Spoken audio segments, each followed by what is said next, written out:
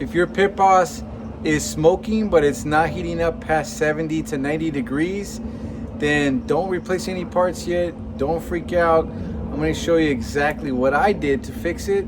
So the pellets were feeding, smoke was coming out, but the temperature wouldn't climb at all. It was getting stuck in the 70s. Most people will think it's the igniter, the pellets, or the controller, but that's not what it is. Pellet grills need airflow, fuel, and ignition to stay lit.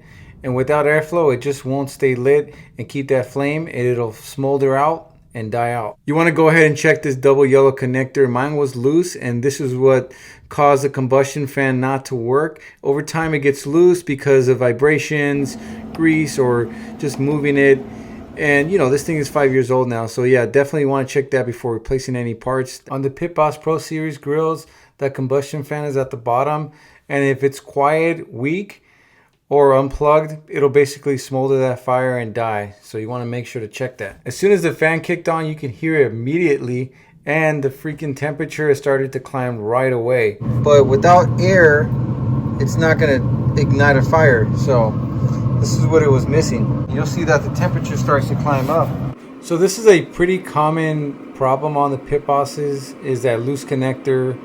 Make sure you check that first. If it's not the connector, then it's most likely going to be that combustion fan. So then you can start taking that thing apart for sure, because it's going to be something else, and usually the combustion fan is a culprit.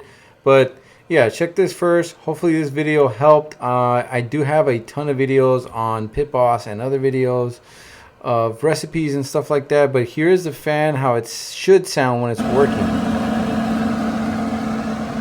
Now that your Pit Boss is fixed, you're welcome. Go ahead and subscribe, add some pellets.